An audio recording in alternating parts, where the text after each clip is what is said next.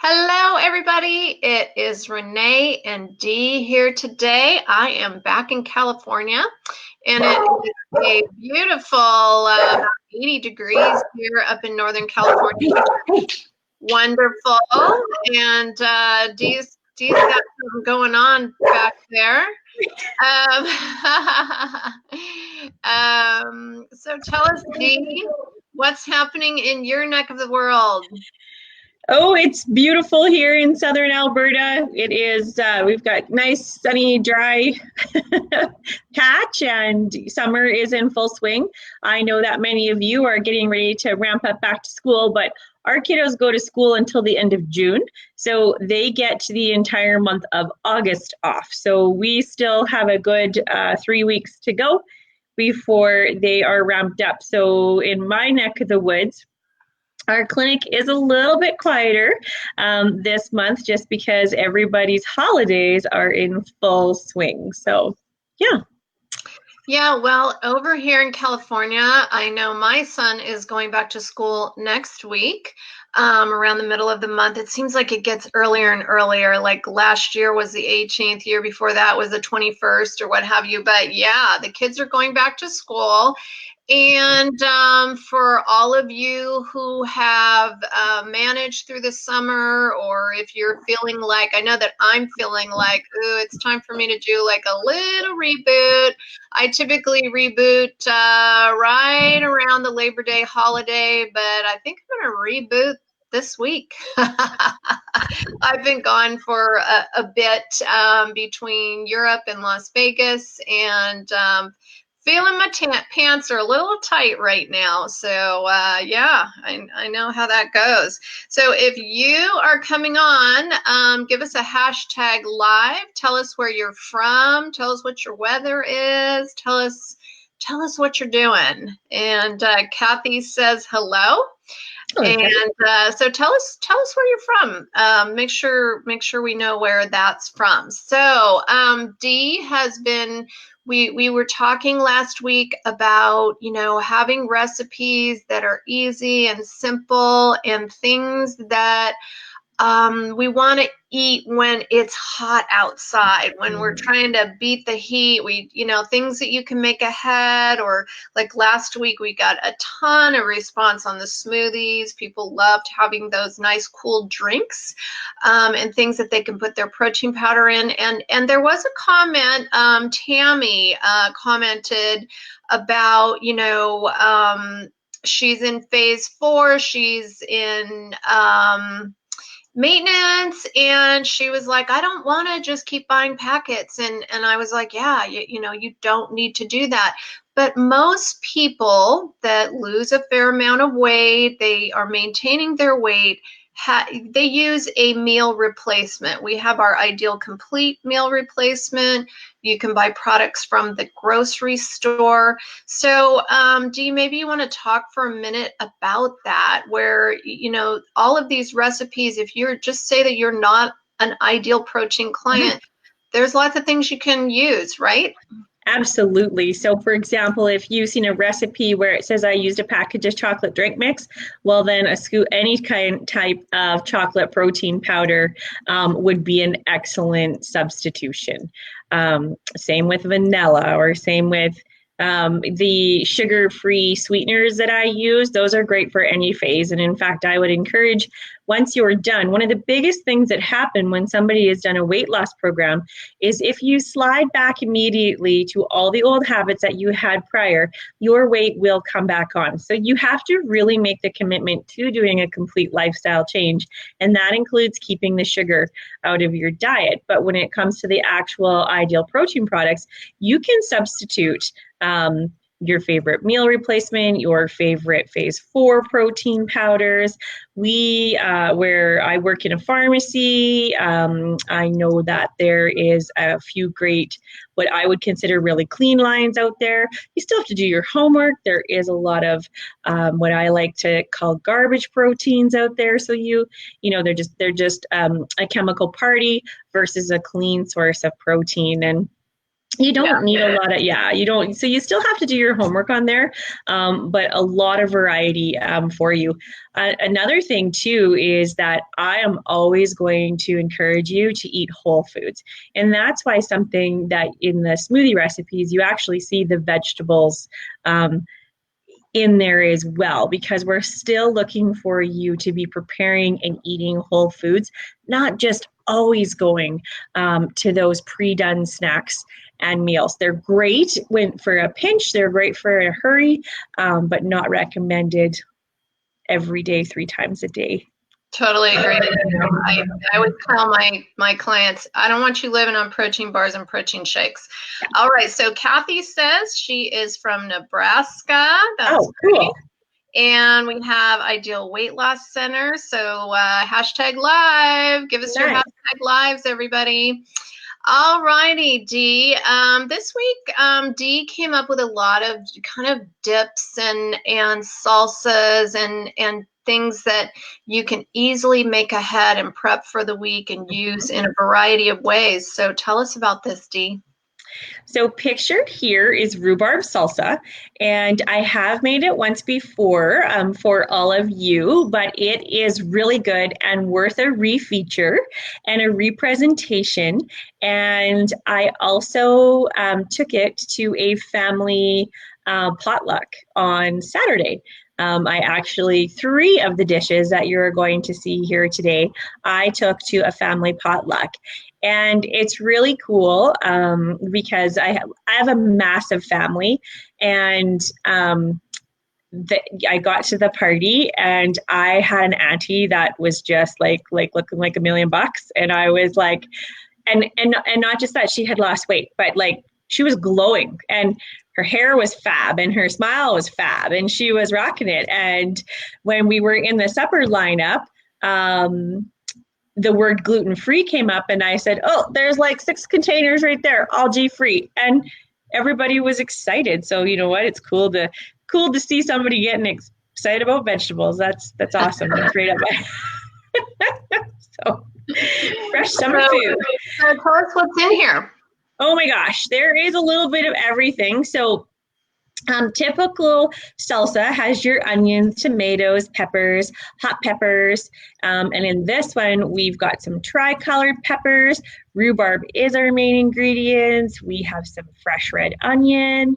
There is some fresh jalapeno peppers, just like you see there. Our local hot peppers are amazing this time of the year. Garlic, fresh garlic, just everything fresh. Salt and pepper. This one has a squeeze of lime in this one, just because I like it so much. So really simple, and it stays fresh a long time. So that is the other beautiful thing. So when you're making fresh salsas and you use a little squeeze of lemon or lime juice, helps keep the color and helps to preserve them actually a little bit without having to can or put any chemical additives in it. So I am a big fan of canning. You've heard me talk about that before too, but fresh salsas, I just love them for so many reasons. Now, I did make a mistake because in this show's presentation, I had zucchini chips and carrot chips. We were going to do endive boats. And so I took all those items to our farm party and I didn't take a picture. Oh my God. I didn't take a picture. And that's a really big part of showing the food, is that I didn't take a picture of all our yummy dips and salsas with that picture. So I apologize. So yeah. Yeah, so one of my things was is in learning to eat differently. I came to the place where instead of using chips and salamis and breads and all these different things as my dippers, I found new things to dip with, and those things are the things that we were just talking about. So I love endive.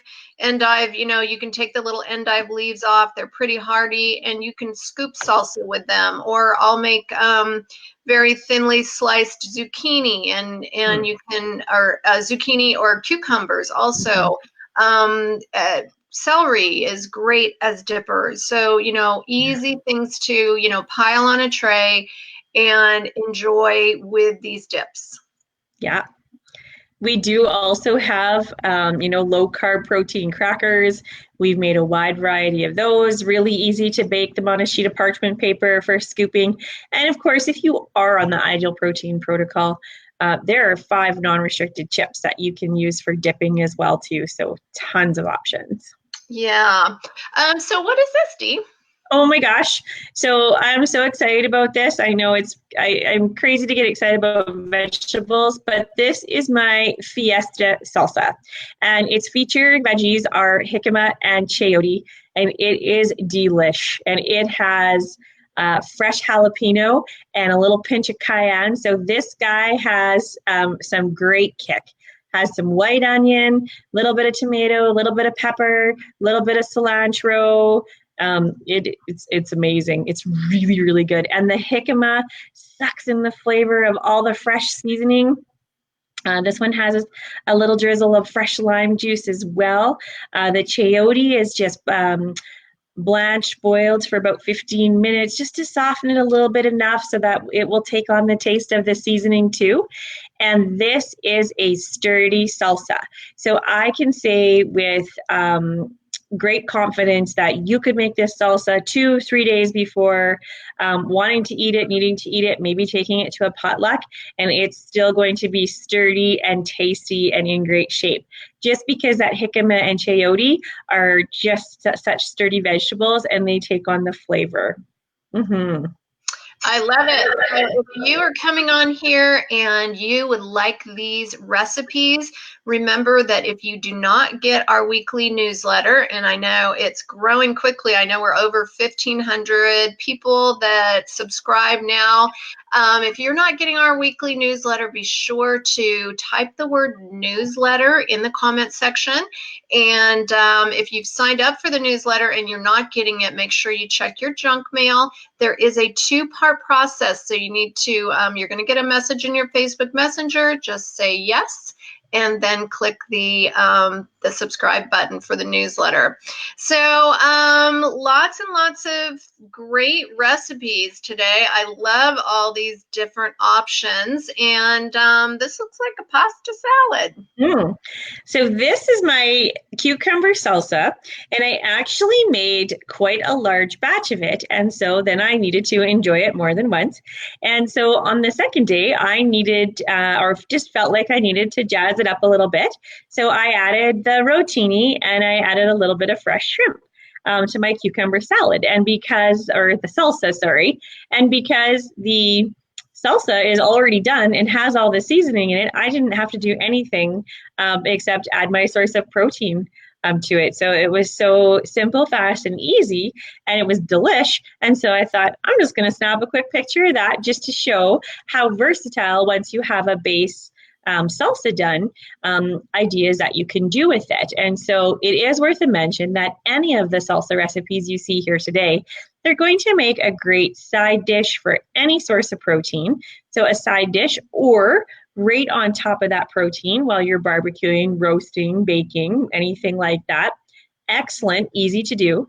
If you are roasting or baking, you would just omit any onions, that any white or purple onion that are in the recipes. But other than that, really easy topping or a great side. So it's just so versatile. And I know a lot of times we talk about achieving at least 10 different vegetables in a week, and this is a great way to do it too. So, you can have some plain spinach or romaine, and you could throw a cup of any of these salsas over, and then you have an awesome salad already dressed.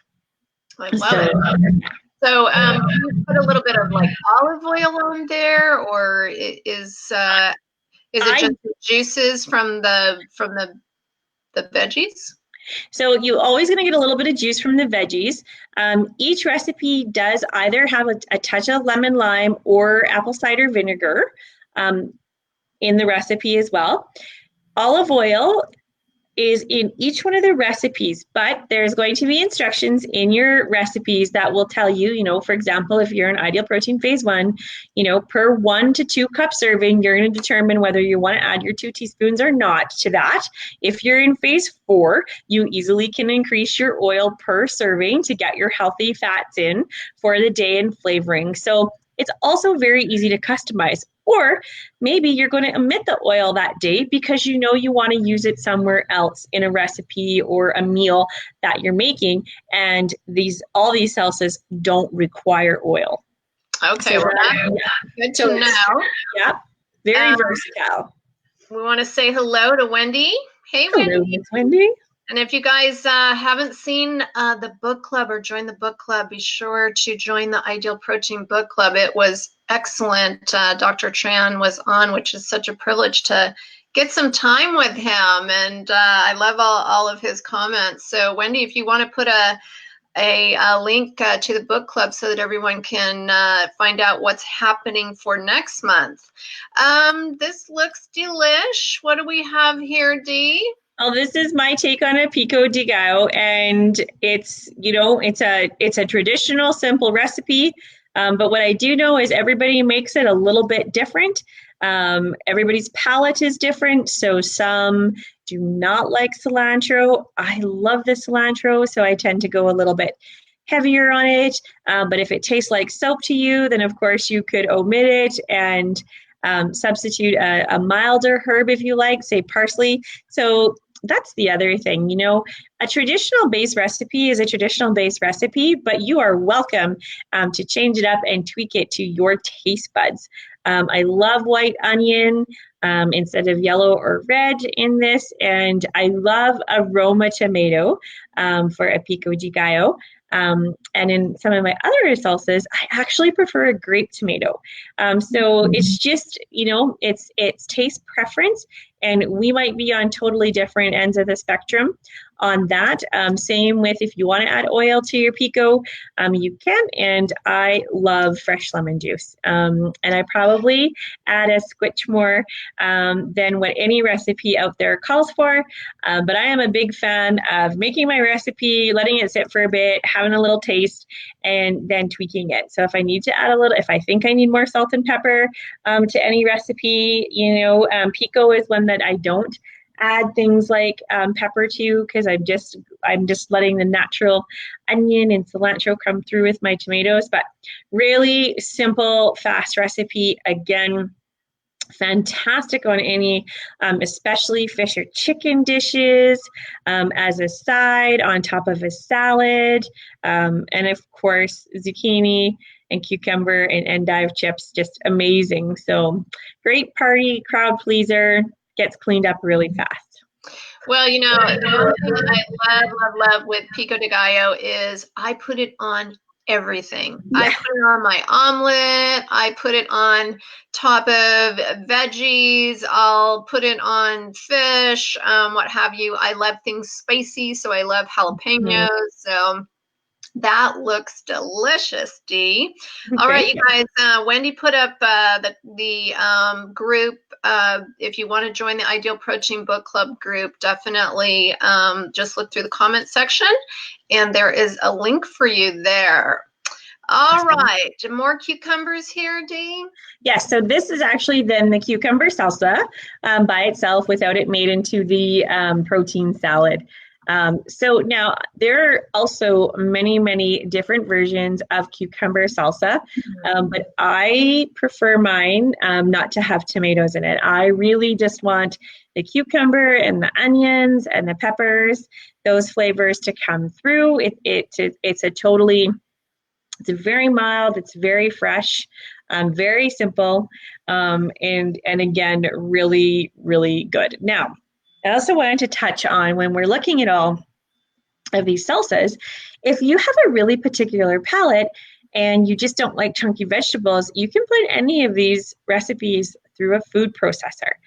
I like the chunky, I like the color variation. So when they go through a food processor, they really do become kind of just a mishmash of a pale color. But texture, if it bothers you, then it's also a great way to serve them for scooping.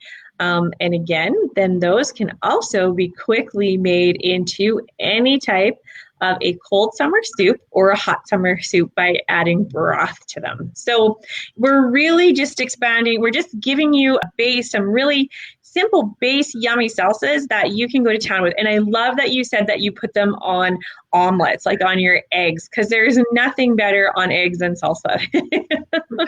Yeah, or hot sauce. Yeah. Mm-hmm. I'm a hot sauce girl. Yeah.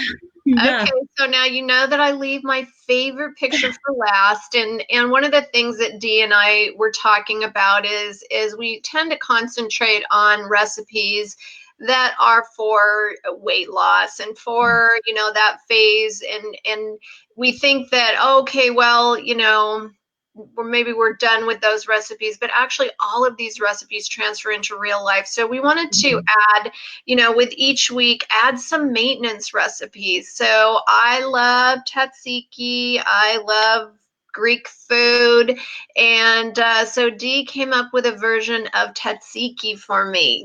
Mm-hmm. And I am not Greek, so I hope that I don't offend anybody out there.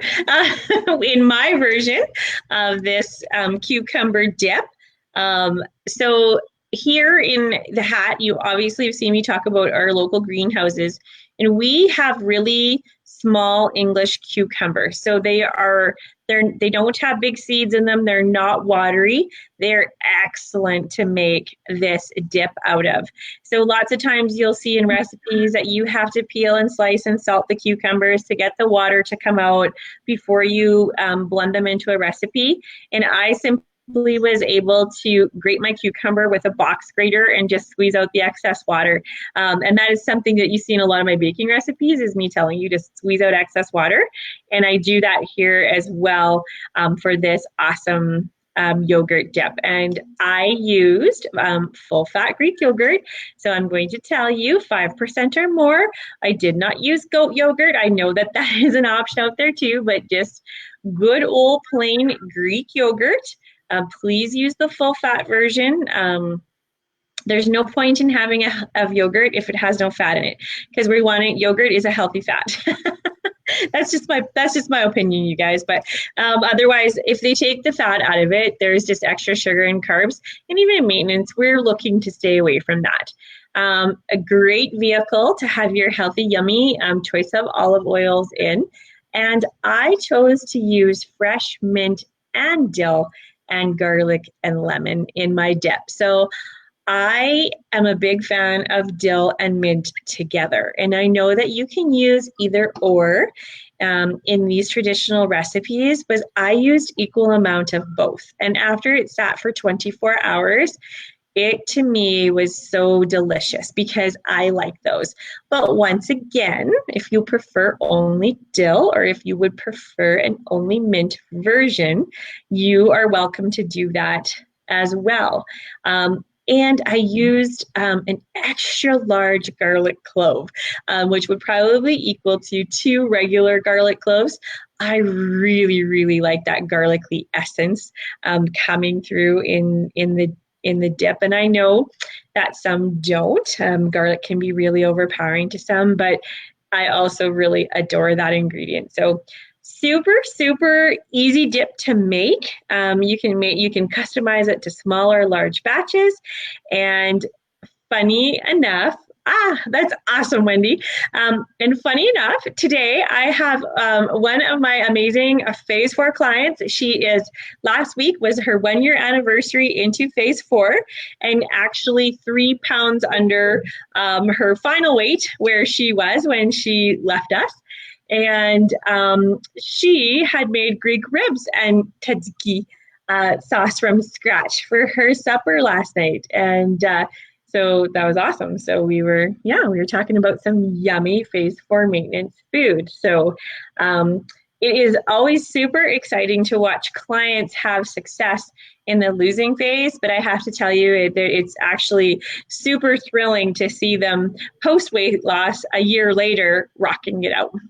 Yeah, it really does.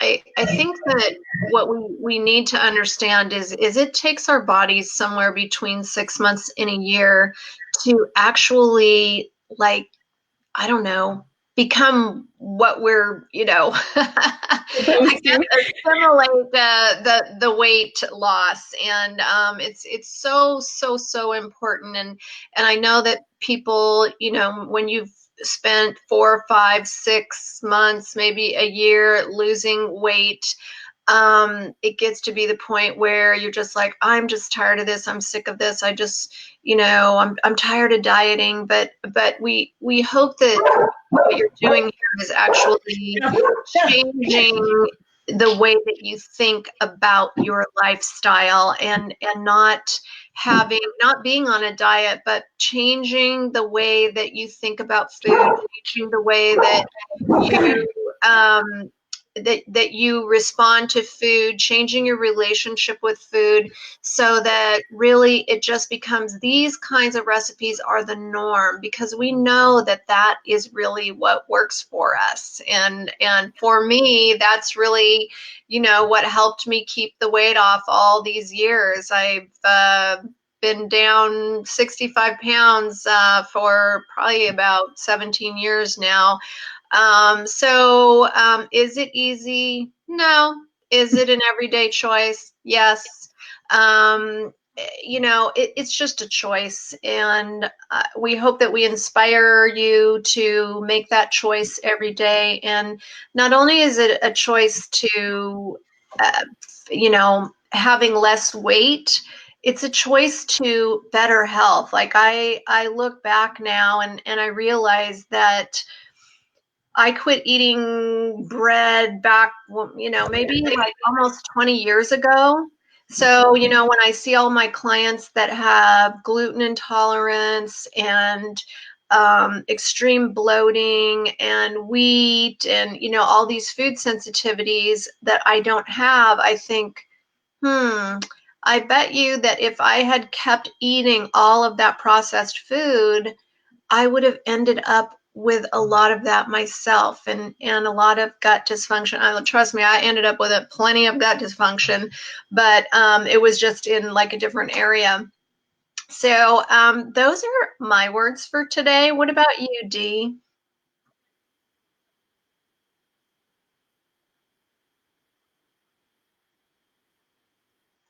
Don't feel well, you do actually really need to listen to your body.